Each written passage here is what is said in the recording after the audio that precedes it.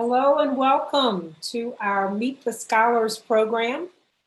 Tonight, our Meet the Scholars is with UMBC, and we have the General Director of that program, Patrice Darby, on the phone, along with four students, I believe, from the program who are going to share with us today. So I am going to turn everything over to Ms. Darby. Wonderful.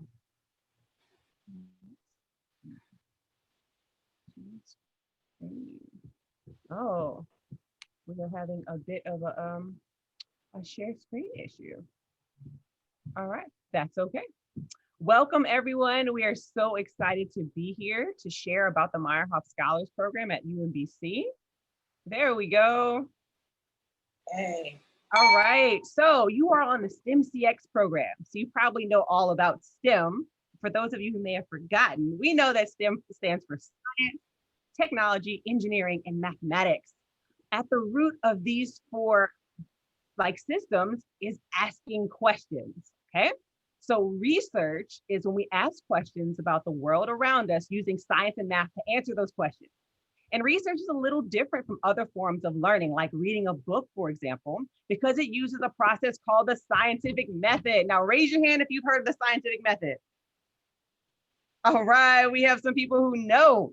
So the scientific method is really just a way that we ask and answer questions. It starts off with an observation. You might say, there's a puddle in my driveway. And that observation leads you to ask a question. Why is there a puddle in my driveway? Okay, so then you make a hypothesis. That's when you attempt to answer your own question. Maybe my driveway is at the bottom of a hill. So you design an experiment to see whether your answer is right. I can roll a ball down my driveway to see if it's a hill, right? And so then you look at your data and you say, oh, the ball went down towards the puddle. So I'm analyzing my data and I can conclude, okay, maybe I have a puddle in my driveway because it's at the bottom of a hill. So we're going to talk a little bit about this experiment portion because the main part of your experiment is called a protocol. Does anybody know what a protocol is? Now, Ms. Adams, are they able to jump in? Okay, I see who has their hand up. Who is this? D. You can chat or you can just take yourself off of mute and answer Ms. Darby's question aloud. Yes, I see a hand raised from D, but I can't see your name. Go ahead and unmute yourself and tell me what is a protocol. Devin Harris. There we go. Hello. Our protocol is like a set of procedures or like requirements that you need to do for a certain task. Excellent, Devin. Excellent. Okay, so a protocol is a detailed set of instructions for a scientific experiment. Okay, so the point of being detailed is that in science we have something called reproducibility. If I do an experiment and it works, Ms. Adams should be able to read my protocol and do the exact same thing and have it work. Okay, so now we're going to do an activity. So let me go to my video. Give me 1 second. I got to switch real quick.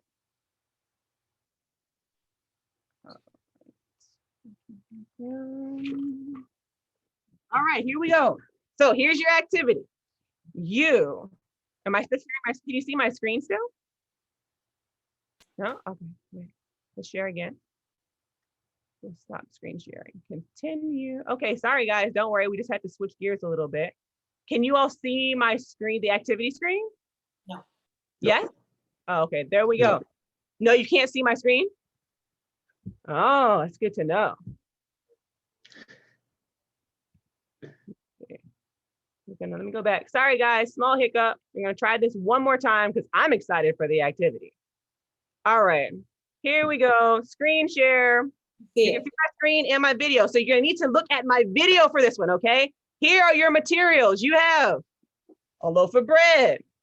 You have a jar of peanut butter. You have some squeezed jelly. Take a close look at your material, a plate, and a knife. Okay, so students, I want you to take 5 minutes to write up a detailed protocol on how you can make a peanut butter and jelly sandwich. Now, I don't know what a peanut butter and jelly sandwich is.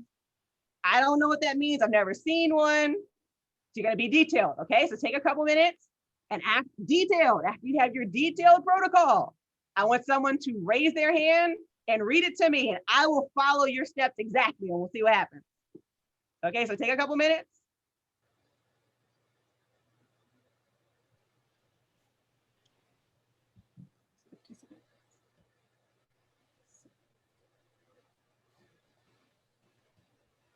Remember, the point of a protocol is that it should be detailed enough that anyone, okay, I see, let's see. We're going to give everyone 1 more minute, and I have someone with his hand raised. I'm going to ask you to unmute. Okay. So let's see. I can't see your name, young man, but I see you with the, you see, okay, I've asked you to unmute. Can you hear me? Say hi. Hi. Okay, so I want you to tell me what is your name? Devon. Devon? All right, Devon. Say it again. Devon. All right. Tell me what I should do to make the peanut butter and jelly sandwich. So you have to use the bread and put that first Put it where? on the plate. Like that? No, open up the bag and Oh, then I have to open the bag. Okay. How do I open? Like, I'm trying to open the bag. Is it working? no. So All right. So what do I need to do now? there's a little thing on there that you have to pull off. Oh, I see it. This little thing. Okay, here we go. Boop, got that off. All right, what do I do next? You open up the bag and get 2 pieces of bread because you need one when you finish. Excellent. 2 pieces. I love that. Okay, I have my 2 pieces of bread. What do I do next? You put one of your pieces of bread on the plate. Okay, boom. No, not like that. Put it in the middle. Okay, thank you. All right, in the middle of the plate. There we go. What do I do next? Then you put the peanut butter on there. No, open up the peanut butter top. Oh, okay. I can open it. All right, open up the peanut butter top. Got that. Now get some out with a spoon or something. Okay, well, I didn't bring. Okay, I can do that. All right, get some out with the utensil. I can do that. Okay. Now spread it on the bread. I like that. You didn't say put. You used, because I was gonna go like that. You said spread. Excellent. I love it. Okay, so I'm spreading. All right, what do I do next? You put more peanut butter. Okay, and do the same thing. So repeat the last step. Okay. All right, what do I do now? Then you put the jelly.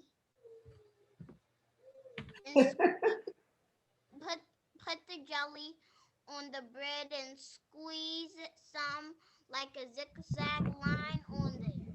It's not working. I'm squeezing. I put the jelly on the bread and I'm squeezing it. What am I doing wrong? You have to open up the top.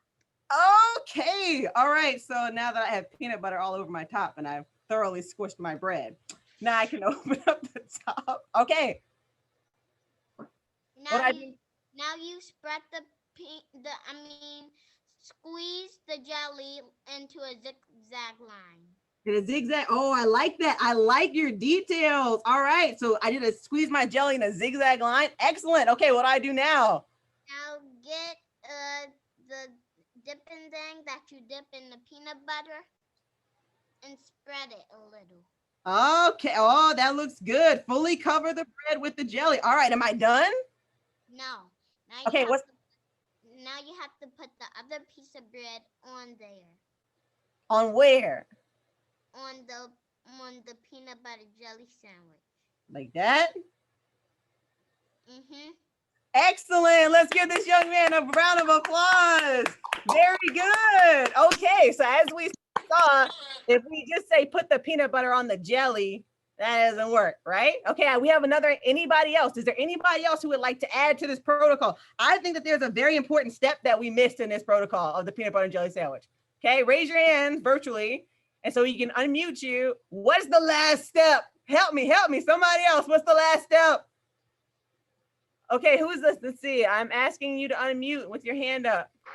The last step would be to eat it, right? Oh, all right, it's good. All right, there we go. Okay, so we did the whole follow through. Excellent. So our point is that I'm glad you like that.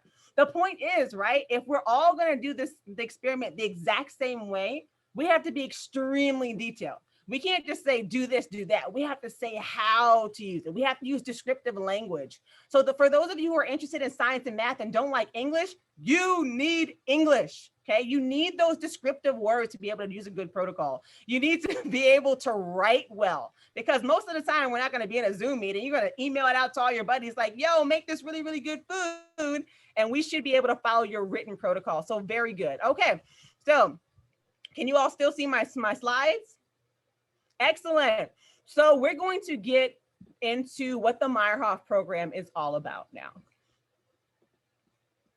Excellent. All right. So the Meyerhoff program is not a young program. We are so proud to be in our 32nd year. We were founded in 1988.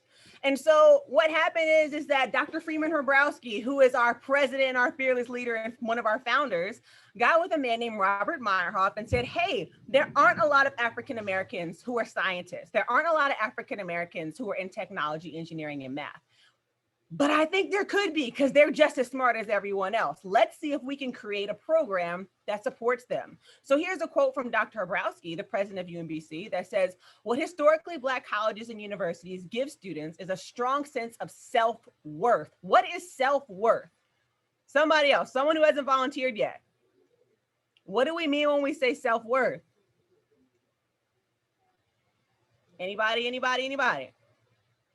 Self-worth is knowing that you are worth something, knowing that your ideas matter, knowing that you can actually do things, okay? So a strong sense of self-worth, and they also get a chance to work with other bright students who are Black. They look like them. That's why HBCUs produce so many African-American scientists. UMBC is not an HBCU, but the Meyerhoff program uses that model to help our students succeed. So the mission of the Meyerhoff program is to prepare students, specifically minorities, to get research degrees in STEM. And a research degree, it's either going to be a PhD or a combined MD PhD, so you can be a physician scientist. We provide the necessary academic advising, so we help you figure out how to navigate this process. Social and moral support. So it's not just you all by yourself. You have friends with you to help you through the process. Encouragement and enrichment activities that help our diverse students really succeed in STEM. And we want you to go out there and help combat underrepresentation in STEM. So we want to increase the numbers of minorities who become scientists. So what can you do? We say PhD, MD, PhD. Some of you may have never heard of this before. What can you do with a PhD in STEM? You can be a research scientist. So the people who are working on the COVID vaccines, which I'll get to later because one of them's a Meyerhoff, they are research scientists, they have PhDs. You can work with companies, call you and say, what should I do? And you say, hey, this is what you do. You can start your own company. You can be a lawyer and work in patent law. You can be in policy and make laws for the United States about how things should work. You can be a science writer to help explain to the everyday person what's going on with scientific topics. You can go and work at a university and be a teacher. You can do your own research and pursue your own questions, or you can go and teach. There's so many things that you can do with a PhD. It's definitely worth the effort. So one thing that you're going to hear if you decide to go down that path is this term underrepresented minority. And what does that mean? So some groups have a really, really low representation in science and engineering compared to the whole population. So if you look at African Americans, Hispanics, Native Americans, and Native Alaskans, they make up 31% of the people who live in the United States. So if things were proportional, right? If there were 31% of the United States, then they should also be 31% of the scientists and 31% of the engineers, but they're not right now. Right now, we see only 21% of science and engineering bachelor's recipients, people who get a bachelor's in science and engineering, are underrepresented. Only 13% of the people who get a PhD fall in this demographic. So that's your African Americans, your Hispanics, your Native Americans, your Alaskan Natives, and only 11% of the professional scientists that you see in the United States come from an underrepresented background. So there's a lot of work to be done, and you guys are the guys who can do it. You have to get ready, okay? So we're really excited that you're interested in this. So what helps Meyerhoff succeed? So we know that there are lots of people who want to be scientists, but they get to college and they don't always make it out of college still as a scientist. One of the things that helps Meyerhoff succeed is that we have very high expectations. As a former teacher, I know that if you tell students that this is the type of work you want, this is what you're going to get. But if you tell students this is the type of work you want, this is what you're going to get. So we work really hard to have high expectations for all of our students.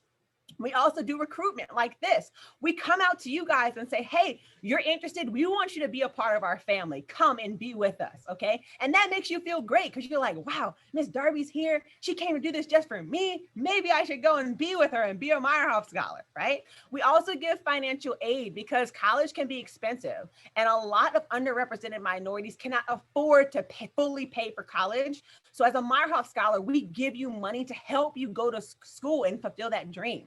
We also have an excellent summer bridge program, which if we have time at the end, I'll have our scholars talk about, because some people go into college and they're really excited, but they're not as prepared as a majority student, for example. So summer bridge gets everybody up to speed so that you start college at your absolute best. Sorry, I accidentally went.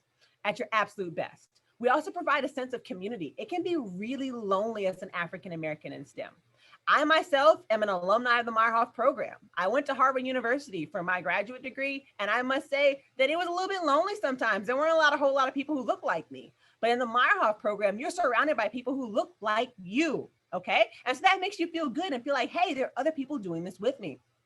We do something called Intrusive Counseling, which means we're all up in your business to help you succeed, right? We don't just give you money and say, go off and be great. We say, hey, are you studying? Did you go to class yesterday? Are you in study groups? Do you need help? Like, are you coming? And we make sure that you as a person are doing good. It's not just about your grades. It's also about how you're feeling emotionally. It's also about, are you eating? Like, are you eating good food? Are you exercising? We care about you as a person, not just as a number, not just as a person that we're giving money to.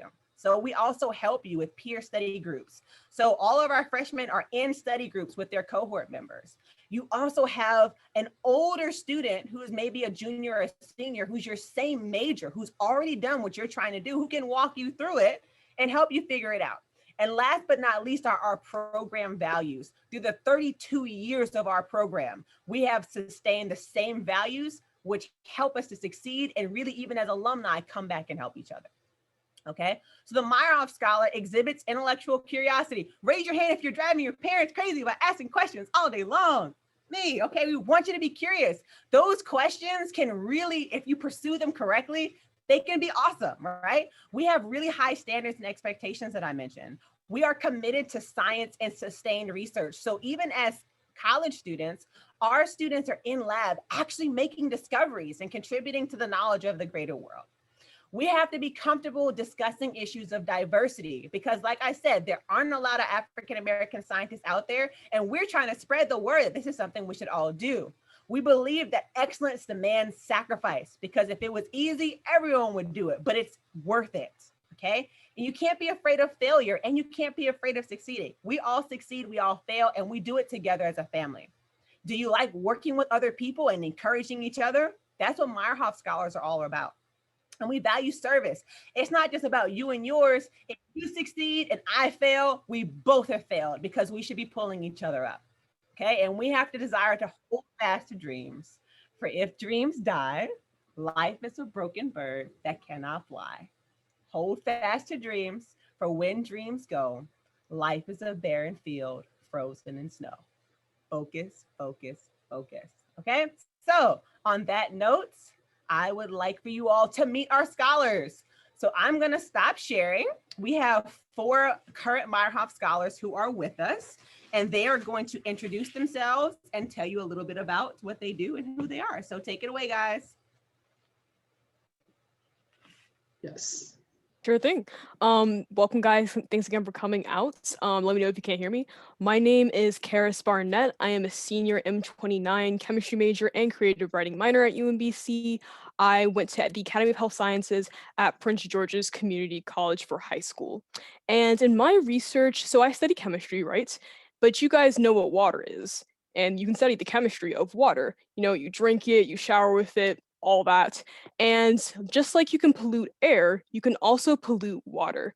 And so what I do is I build these special tools called instruments, not what you play with like for music and everything, but they're special tools. And basically I use them to detect different pollutants in the water so we can have safe drinking water to drink and to use. And I was inspired to be a scientist because of an awesome woman called Dr. Mae Jemison. She was the first African-American woman to go to outer space. I thought that was so cool in the 3rd grade. And not only was she an astronaut, she was an astronaut, a physician, an engineer, and a dancer. I just thought that was so tough. Like, I was just like, wow, I want to be like her. So that's why I went to be a scientist. And yeah, I'll pass it on to my friend Ryan. Hello, everybody. How's it going? Hi, my name is Ryan Barnett. I go by he, him, his.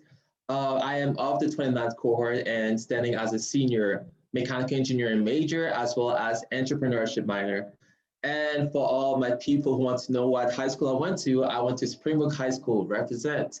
Yes, indeed. All right, so about my research, I am very big into nanotechnology, which is pretty much the idea of scaling down big computers into smaller size. And I would say, you know, being around cell phones like iPhones, Androids, you know, that battle and seeing which one is cooler.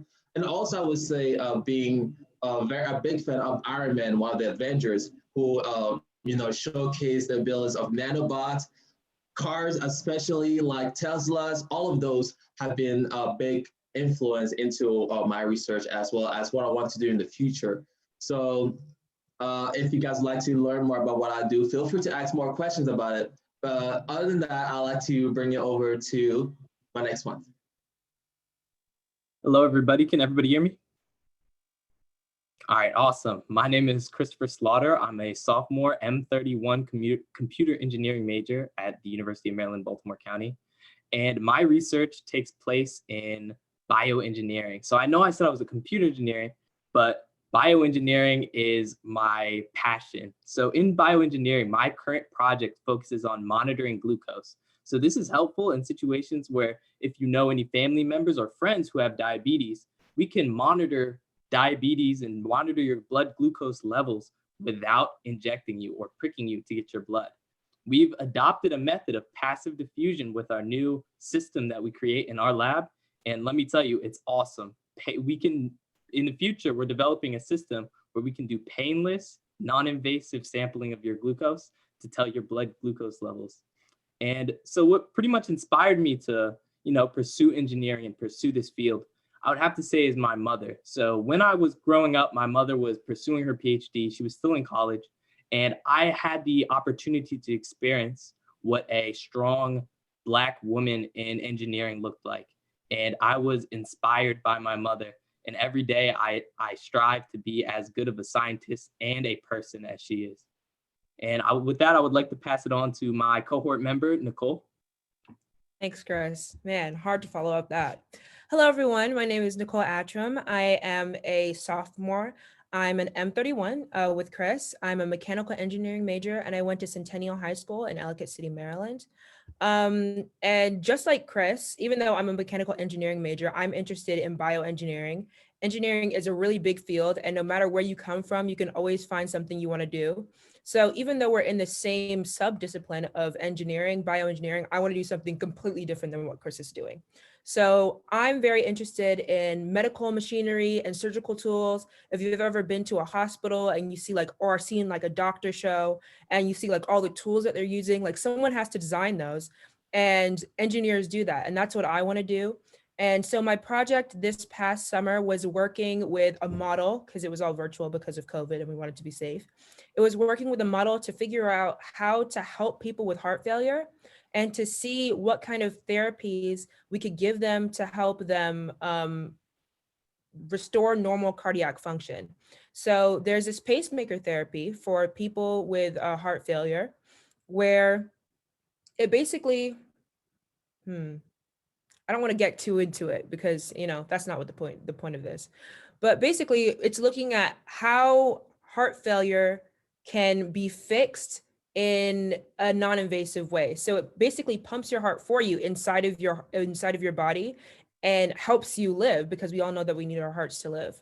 And what inspired me to be an engineer was really my mom. Growing up, I asked a lot of questions. I was always coming up with things. I was like, why does this do this? Why are remotes called remotes? Like, how does it turn on the TV? And she was like, oh, this is great. You want to be an engineer. So she took me to all these expos in DC, and she really encouraged me and pushed me. And I was really obsessed with Iron Man, just like Ryan and Tesla and all this stuff. And I was like, wow, like science and technology. And I also thought that hospitals were really inefficient because a while ago, I got into a car crash and I was fine. Everything was fine. But we were sitting there for hours and I was like, what is going on in this hospital? Like, why do things take so long? Like, do we need more efficient technology? Like, what is going on here? Like, no one wants to be in the hospital. Why are we here so long? So it just got me thinking, like, what can we do to make hospitals more efficient? And me being obsessed with technology, it really drove me to be like, okay, I want to be the person who helps make better technology to help people get the help they need in hospitals a lot faster so that we can, all be happy and healthy. And with that, I will pass it on back to Dr. Darby. All right. So like I mentioned, I'm a staff member of the Meyerhoff program, but I'm also an alumni of the Meyerhoff program. So we see that Chris and Nicole are sophomores. They're M31s. Let's count back. I'm in M20. So I'm a little bit older, just a little bit. So when I was at UMBC, I was a biochemistry and molecular biology major. I graduated from the Bullis School in Potomac, Maryland. And after I graduated from UMBC, I actually went on to Harvard University to a PhD program where most people have heard of cholesterol, right? You have good cholesterol and your bad cholesterol. My thing was like, whoa, why do we call it good cholesterol? Why is it good? Why is it bad? And it turns out most doctors have no idea. So part of my project was to look into some of the proteins that are associated with the good cholesterol and figure out what it does. So you may have noticed a common thread through some of the alumni here. Well, the current students and me as an alumni is that most of us had a person that we knew or saw that inspired us to want to be scientists. And so maybe you don't have anyone in your family who's a scientist. Maybe you don't have any friends whose parents are scientists. But guess what? Now you know 5 scientists, and that's why we're here, right? Because not everybody can know like their parents or their grandparents or their aunt and uncle be a scientist, but we're here so that you can know us and you can ask us questions. As you notice, we're not all about science. We have people with minors that have nothing to do with science. We're like real people, well-rounded people. When I was at UMBC, I was in the jazz band. Like we all have other interests too. So being a scientist doesn't look like one cookie cutter way, like all you want to do is like code and all you want to do is be in the lab. We're normal people who just happen to really, really love science and really, really love research, okay? So I mentioned before that we have some alumni that are doing some very, very cool things. So we're going to give you a quick alumni spotlight. So like I mentioned, the Meyerhoff program is in its 32nd year, and we have hundreds of alumni. We've had over 1,300 people go through our program so far. And so you may have seen on the news, if you watch it with your parents, you may have heard this term called the Surgeon General. Well, the Surgeon General of the United States is Dr. Jerome Adams, and he's an M4, which means he came in the 4th year of the program. He went to UMBC and was a Meyerhoff scholar. He was the former Indiana State Health Commissioner. So Meyerhoffs go off and they make these huge impacts on their communities by not only becoming research scientists, by also getting involved in government. So he is currently the U.S. Surgeon General. Next, we have Dr. Isaac Kinde, who's an M13, which means he came in the 13th year of the program. When he was here, he studied biology and he went on to get an MD PhD at Johns Hopkins. Who knows what an MD PhD is? Virtually raise your hand, students, if you can tell me what an MD PhD is. Are there any middle school students who know?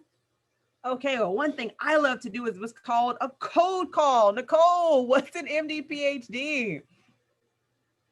So an MD PhD is someone who is pursuing both a PhD, like we explained before, and an MD. So like a doctor or a physician that you find in a hospital.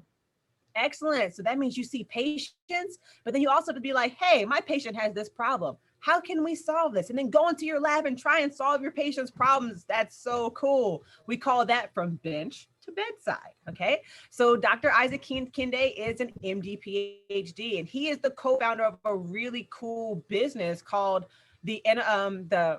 Baltimore site of Thrive Early Detection Corp. So one thing he does is he makes chemicals that all these other scientists can use to help solve problems for everyone. And like we mentioned, Meyerhoff really is a family. We're like a family. What do we mean by that? We mean that we look at you as, hey, you're not just another person who's getting money with me, that we're in this together. And we're such a family that we actually have a lot of siblings, and we actually have our first alumni's child who was in the program. So it's all involved. We have lots and lots of siblings who say, hey, my big brother was a Meyerhoff. That was so cool. I want to do it. So Isaac Kinde's younger brother is actually an M18. So he was a 13, his brother's an 18. And we have a lot of that because you're like, yo, this is so cool. My brother got hooked up. I want to go too. And we love that. Okay, so next we have Dr. Kashmikiah Corbett. If you watch the news when it comes to the vaccines, you have seen this wonderful woman and you have heard her name. Why? Because Dr. Kashmikiah Corbett is the lead on the Moderna vaccine. So as we hear about the COVID vaccines coming out, you'll see it. Dr. Anthony Fauci said, hey, African-Americans, you're afraid to get this vaccine, but an African-American designed the vaccine. That is Dr. Kashmikiah Corbett. Let's just stop and give her a round of applause.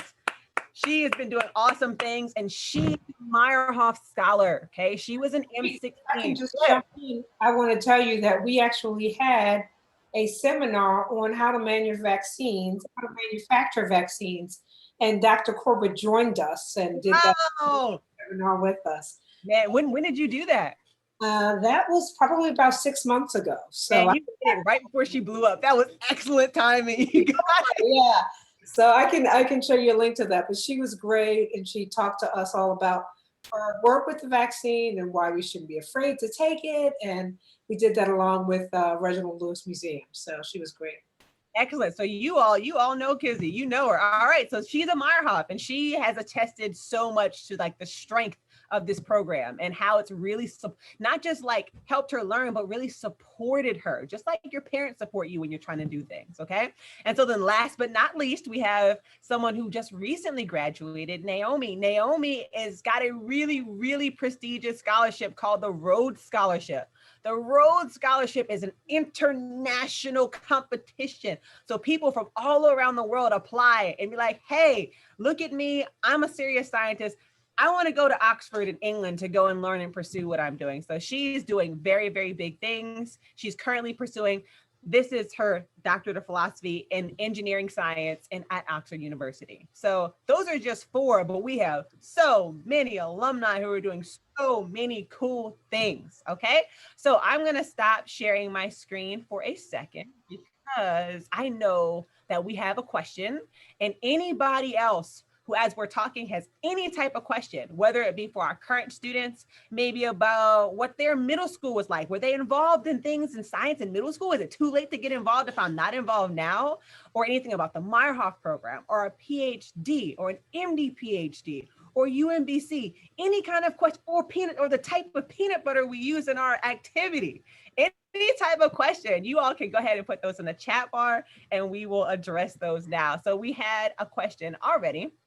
So it says from Devin, since Meyerhoff focuses on scientific research, do you also assist students who want to pursue scientific research involving psychology and psychiatry? So that is a very good question.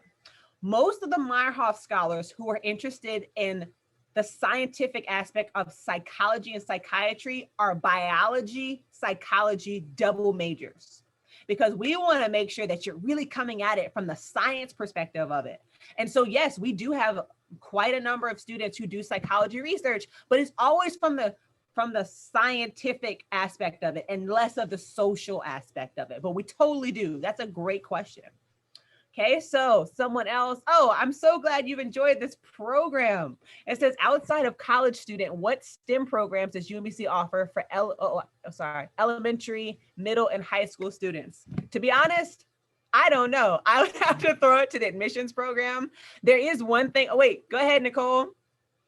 So like Ryan mentioned earlier, the NSBE program has the PCI, which is the pre-college initiative, where we reach out to local middle schools and high schools and do mentoring programs, have UMBC panels, and other things that you can get involved with. And that's through NSBE, which is the National Society of Black Engineers. So it's not Meyerhoff specifically, but there are a lot of Meyerhoffs on the board and in the program. So there's a lot you can do with that. Ryan's the head of it. I'm on the committee. Yes, Ryan, would you like to speak to that a little bit? Oh, I'm sorry, Ms. Adams, did you have something to add? I was just going to say, I thought I saw Karis's hand up as well. Go ahead, Brian, you're good. Oh yes, of course. One thing I'm always looking forward to these programs is to get to know you guys, as well as guide you guys and make sure that you guys have a good foundation and a good network. And stressing that network and foundation is really what we want to make sure you guys have transitioning from middle school to high school and from high school to college. And so one thing that we really want, so we're always looking forward to hearing and seeing new faces, and also help you out throughout. Great, Karis. I think there was a follow-up questions. Oh, Karis, did you have anything to add to that before we Yeah, really quick. There is a program at UMBC called the Reach Initiative, and in that program, there are UMBC female students who connect with high school female students to do different chemistry and biology experiments in the college laboratories at UMBC, as well as mentorship programs and a final presentation at the end of the mentorship. What's that called again? The what? Reach Initiative, it's like capital REACH in the initiative.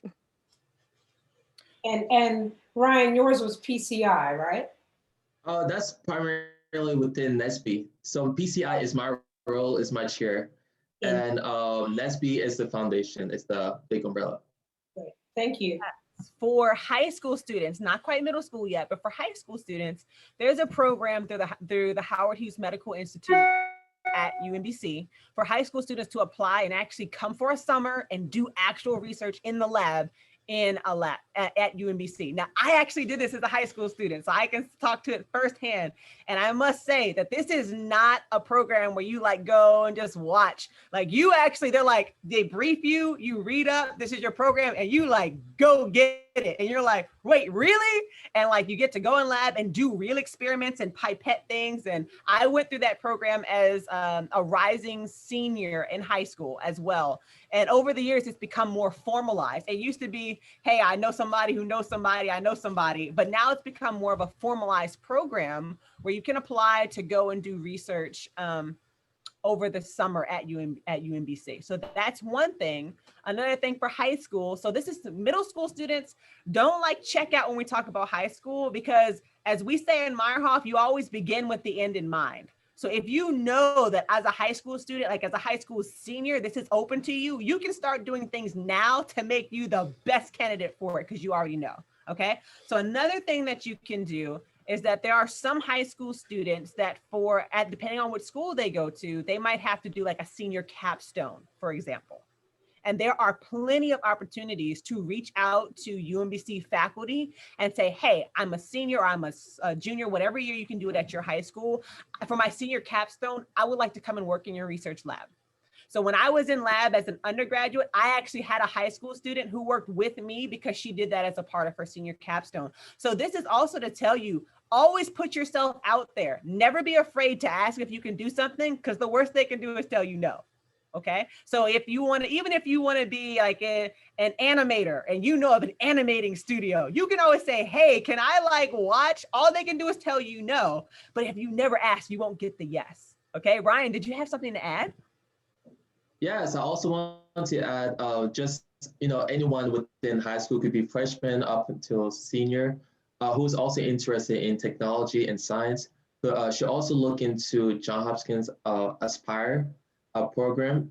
And they also are just like the HHMI program. They guide you through your research and give you a good foundation. And what's cool about it is that once you have that network and have that background into technology, you can always go back to them and have an internship with them as you go to UMBC. So they have a great partnership with our students, our staff at UMBC, myself, as well as many other students who have been, who are the current student at UMBC, intern at Johns Hopkins, and they're really cool people to work with. So another plug there. Yeah, so we would love for you all to come to UMBC and be Meyerhoff scholars, but we really just want you to be successful in STEM too. So, okay, Bevan, did you have a question? Okay, Asher, you can unmute yourself and then we'll get back to the chat after you ask your question. Go ahead. My question is, what kind of science do they have for like first graders? Like first graders. That's a good question, Bevan. And to be honest, I would have to look into that for you. But you know what? I'm going to write myself a note right now to look into that. And I will get back with Miss Adams if I find anything and she'll let you know. Is that okay, Miss Adams? That's perfect. All right. Let me do that right now. Okay, great. All right, back to the chat bar. Jay says, does this program have to do with anything with computer programming? Yes, indeed. We have a very strong computer programming program at computer programming program. That's right, but it sounds weird at UMBC. And yes, Meyerhoff definitely covers computer science, as well as math, engineering, physics. Like we cover all of that. So that's a very good question. Next question says, question for the diabetes innovation. Is it an approach to manipulate the cells or nerves to create the painless process of checking glucose levels? Chris. 1 second, let me reread that question. Yeah, sorry, that's from Devin Harris. Look, it's at 534. It says, question for the diabetes innovation. Is it, I assume it means is it an approach to manipulate the cells or nerves to create the painless process of checking glucose levels? Excellent question. That is a really good question because that is actually something that takes place in our field of research. It's not particularly what we do, but in the field of research, there are people who manipulate glands in your skin, such as your sweat glands, to pull the transdermal glucoses, which you measure when you're trying to figure out your blood glucose level, out of your sweat. But that is not actually the type of research we're doing in our lab. The type of research we're doing in our lab is we haven't found, but studies have shown that by putting a buffer solution over the first layer of skin on your arm or on like anywhere on your body and pumping a buffer solution over it, transdermal glucose will actually passively diffuse into that solution. And we can characterize our sensor, which is an optical sensor, which we use a bunch of lasers and different frequencies to read the level of transdermal glucose in the buffer that has diffused the glucose from your skin. So that's the kind of research we're doing. The reason I was talking about how it's painless and it's non-invasive is because what you have right now is if you have the current glucose technology, you'll have to prick your finger to get blood from your, just to get blood to read your glucose levels. But this approach is less invasive and it leads to less infection. To put it as simple as possible, it's just more convenient for the user. That was excellent. So cool, so cool. So Karis actually has something to add about Bevan's question about elementary school. Go ahead, Karis. Yeah, so to answer your question, I guess again, Bivon, I'm in a special club at UMBC called the American Chemical Society, and we actually go out to the local elementary schools to do experiments with you guys. So obviously it's COVID, we can't go to you in person right now, but in the future, maybe we'll be able to do something virtual. And yeah, so as a first grader, sometimes people can come to you guys and help you do experiments. Yes, that's what I say. Always ask, because all they can do is tell you no, but they could say yes. Next question is a really important question. What programs or activities should students participate in while in middle school and high school to prepare with strong STEM foundation? Critical question, okay? So please, all ears. Now, of course, you have to talk to your parents about this and you all need to be on the same page. But you need to make sure that you take the highest level of math classes that you can. That's first and foremost. So if they ask you, hey, you can take an honors class or you can take the regular class, always pick the honors, okay? Because it shows, hey, this person is really serious about this, okay? And you're gonna learn more. The other thing too is if you go to high school and they tell you that you only have to take 3 years of math or 3 years of science, you wanna do it 4 years, even if you don't have to, okay? Because you wanna get that background that makes you prepared for what you're gonna learn in college. Let me tell you a secret. I managed to graduate from high school never taking biology. And that was the worst mistake I could have made. Okay. And I thought I was all cool because I did some fast talking and I ended up graduating from high school without taking biology. And I got to college as a biochemistry major and everybody knew stuff that I didn't know and they expected me to know. Okay. So even if your school does not require you to take a math or science class, if they offer it, take it. That's one. Number two, like we've been saying, like, hey, let's say you might, even if you're not sure, no one's going to ask you to sign on the dotted line saying, I am going to be a doctor, I'm going to be a researcher. But if you're interested, what you should do is reach out to people around you. So let's say you think you want to be a doctor, contact people at Hopkins and be like, hey, can I shadow you? Of course, COVID like ruins all that. I'm not going to lie, it does. But there are some, they've transition to virtual for so many things. Like put yourself out there, ask questions for people who already know what they're doing. Okay. So best things you can do right now is take the hardest STEM classes that you can. That's number one. Number two is try and be involved in some type of activity. So like if you think you want to be a doctor, go shadow at a hospital, even if it's virtual, right? If you think you want to be a scientist, there are programs where you can do research, reach out to mentors. Even if there's not a program, like I said, if you reach out to them directly, they might say yes. Now this means you have to do your homework. You have to look into these programs and see what's there, but you want to try and do research even as a high school student. It's definitely open, especially at Johns Hopkins and at UMBC. Anything to add students to that about what's important to do in middle school and high school to have a strong STEM foundation? Did I miss anything? Anything you want to add? Go ahead, Nicole. So another thing that I would say is if it's available at your school and you're interested in engineering, especially for middle school students, try to get into the Project Lead the Way program. It's a 5-course program at your school. It goes for 4 years and you go through all different types of engineering like courses. And then your senior year, the entire year is just a capstone project. It's a design project that you get to do. I did it when I was in high school. You don't even have to finish. It's preferred if you do, but you don't have to take every single course.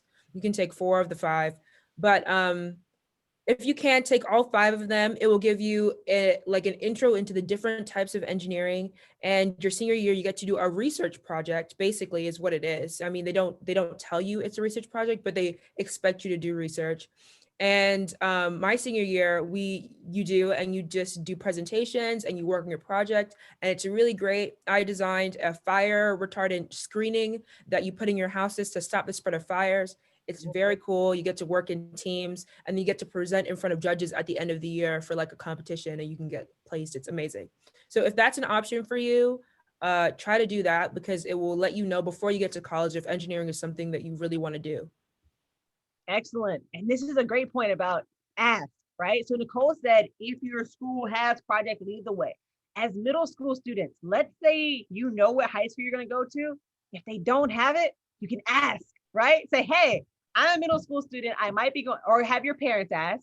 I'm probably going to be going there for high school. Do you have Project Lead the Way? And if not, can you become involved? The worst they can say is no, but they might be able to say yes. So that's what we're saying. You always begin with the end in mind. If you know this is something you want to do, you don't have to sit back and be like, I wonder if they have it. If you're already interested, you can take the initiative to see if they can get it at your school. Excellent. Okay. Next question. Wait, I just want to add something really quick. Sorry, go ahead. So with the Project Lead the Way program, I know that from my county, only a couple schools have it. But if you want to go to a Project Lead the Way course, I know that my county like makes it possible for you to go to another school that has the program just so you can take it. Wow. So definitely do ask because they will help you. Thank you so much for that, Nicole. That's excellent. Okay, so someone has another question. For a career path, I either want to do animation or interior design. I'm kind of into engineering. So which do you think requires more of an engineering major? Interior design is super cool because we all need that, but interior design is generally not considered a STEM major. But that's okay. If that's what you're interested in, you can sit. But the cool thing is that at UMBC, we have something called Interdisciplinary Study. So let's say you have this really cool interest in interior design and like mechanical engineering. If you find a way to marry those two, find a way to bring them together, you can essentially design your own major at UMBC where you can put the two together. Now you have to make sure it doesn't already exist. but you could totally do that. But technically neither animation nor design will require you to be an engineer. Good question. So the Ariel, you asked about the Howard Hughes program, and Ms. Adams put it in the chat, so you have access to that. Okay, next question. We have one more. You can also, okay, great. I think that is all we have for questions in the chat. We're gonna give you like 30 seconds to think in case there are any other questions, but these have been phenomenal questions. Excellent questions. Okay, so you have lots of links that Ms. Adams puts there. Ms. Adams, sorry, Ms. Adams, I messed up your name, sorry. I get excited. I have a question. Please. At the beginning of this, you all almost did like a sort of chant from a poem. And I noticed everyone was saying the same words. Yes. Can you tell us the significance of that? Yes, I can. So this is actually a Langston Hughes poem that Dr. Freeman Hrabowski, who is one of the founders, he's the current president of UMBC, and he's one of the founders of the Meyerhoff program, has really instilled in us, right? So it's like a double meaning here, is that number one, it's about our dreams. We'll say it again. Well, come on, guys, we're gonna do it together in a second. But it's also by a very significant African-American poet named Langston Hughes. And so hopefully students, you heard of Langston Hughes before. If not, I pray you will. But it kind of gives us something to focus on when things get tough. And so Dr. Hrabowski, we have something called family meetings where everybody in the program who's on campus comes together, all the staff and Dr. Hrabowski, who's the president of UMBC, and we have meetings. And he likes to do this at meetings. Okay, guys, you ready? We're gonna say it together. Hold fast to dreams. For if dreams die. For if dreams die. Life is a broken winged bird that cannot fly. Life is a broken winged bird that cannot fly. Mind, there's a delay on virtual, but we're gonna go. Okay, hold fast to dreams. Hold fast to dreams. For if dreams go. For if dreams go. Life is a barren field. Life is a barren field. Life is a barren field. Frozen with snow. Frozen with snow. Frozen snow. Focus. So good. We have some students who totally get it. Like, you guys know about Langston Hughes, and it's just really cool to be able to pull from somebody who represents you like in a different niche, because poetry, like, it doesn't matter if you're a scientist, poetry is just like how we express ourselves. Even Psalms in the Bible, it's poetry, right? So we're really excited about that. But are there any other questions? I'd like to have all of you answer one. Question two, which I hear a lot with our students.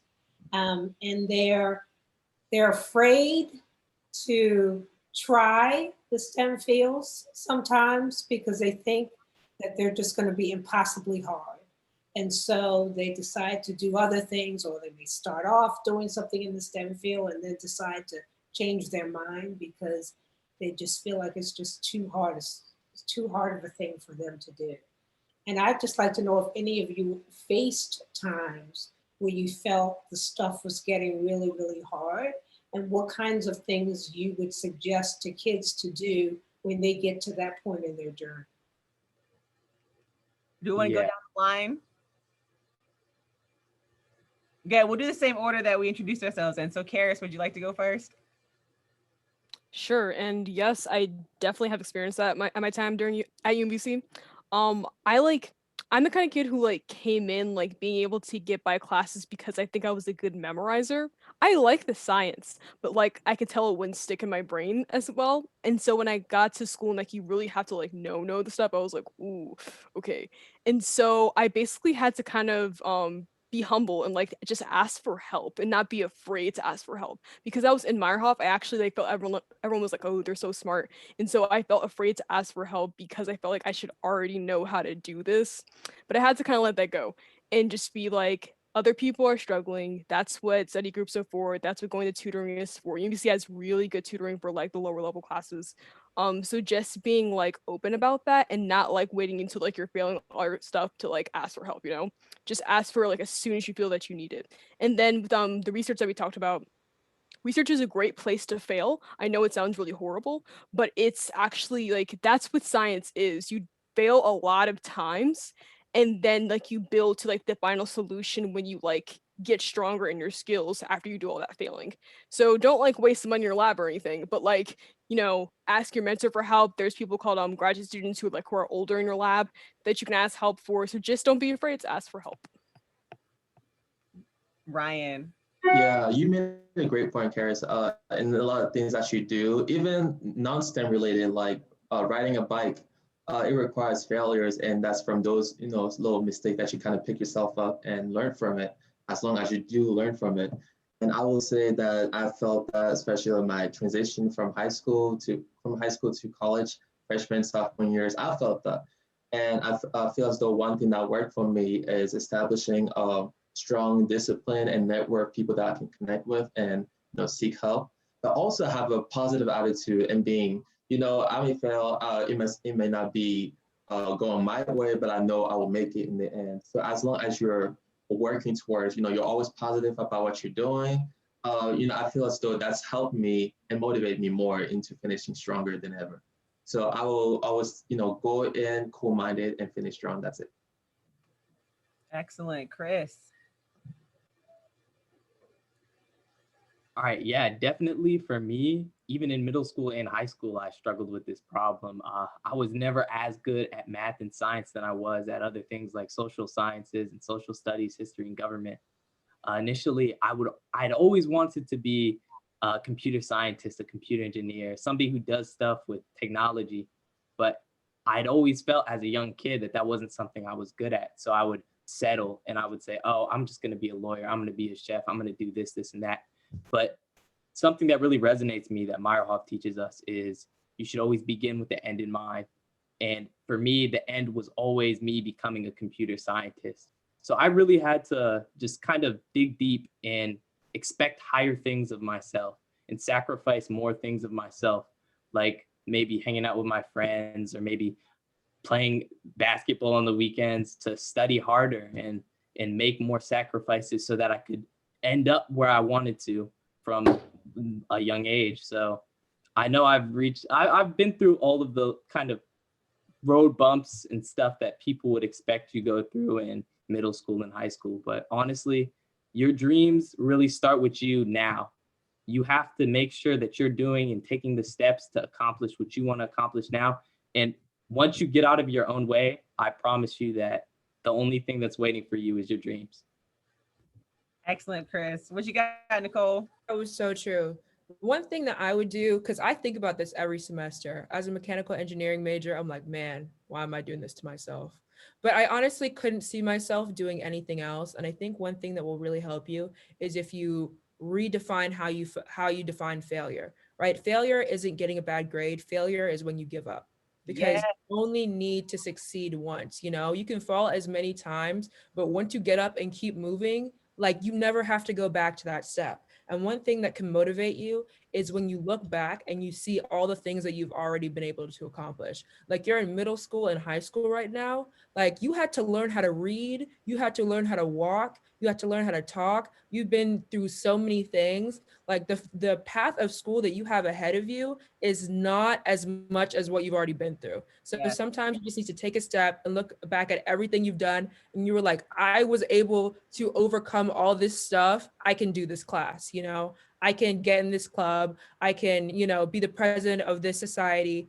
You can do it as long as you put your mind to it. Like Chris was saying, you are the only person in your way. As soon as you tell yourself, I am not going to fail this class, and you set yourself up to do well, and you talk to every ask Ryan, we're the same major. The way that I was on his case this semester, I was like, you're gonna help me with this class. I'm not gonna do poorly. We're gonna get through this, because there's someone who's been where you've been. We've all struggled, and everyone wants to help you. That's what I love about Meyerhoff. You don't even have to know somebody. You can literally text them and be like, what professor should I have for this class? How do I study for this? And everybody wants to help you. Everybody wants to help you succeed. There's no joy in seeing your family do poorly. Everyone is here for you. I'm literally saving all my notes from old classes just so I can pass them down to people that need it. Yeah. Everyone wants to help you. Your professors want to help you. If you don't know something, email your TA. If they don't respond, email them again. They will respond to you. Like, never think that you're bothering someone. You can always go to the administrators. We have general associates. Everyone is trying to help you, especially at UMBC. Everyone is so nice about that. Like, even Chris, I was on Chris's case in ENES. I was like, I don't know how to code, man. What is going on? And he walked me through it. It's great. Everyone's trying to help you. Okay, never think that you're a burden. Never think that you're not smart enough. There are so many things that you don't know that if you limit your ability, you're handicapping yourself. Don't do that. Everyone started from somewhere. Keep going. You're doing amazing. Yeah, and remember, you have to know who you are. Who are you? What's your motivation? As my dad would say, you gotta want it. If you know that this is what you want to do, this is what like gets you excited, you just like keep pushing through. My daughter is 10 months old and she's learning how to walk, and she falls like 100 times a day, but she gets back up and keeps going. That's in all of us. We all went through it. So you just have to remember to be a child and tap back into that and know that excellence demands sacrifice. No matter what you want to do, it's going to take effort. And if you know who you are and what your motivation is, you can do it. Just don't give up. I'm going to have you and the students as my motivational speakers. I mean, that was phenomenal and so true and, you know, so genuine too. So it's something that our kids really need to hear. And I just cannot tell you how pleased I am at how this went tonight. You all came, you know, you came at it, you know, you did a great job. And I think we got all our questions answered. And if there's anyone listening who has any additional questions, you can email me and I'll put my email in there and I can certainly get in touch with people. I can also give you links to a lot of the things that you heard about tonight. Feel free to email me and get more information to that for those. And I just want to say thank you, Meyerhoff Scholars, Patrice Darby. You all are fantastic. Your president is fantastic. I've had the opportunity to meet with him as well. In fact, for our first STEMcx conference, he was the keynote speaker. Wow. Phenomenal. So thank you very much for your time and everybody be safe. Thank you so much. Bye, everyone. Thank you. I have a question. What? Go ahead. Well, I really actually need to show you something that is science. Okay. So you see these magnets? Oh, yes. So I'm going to put one right here and put one all the way over here. And I push it a little.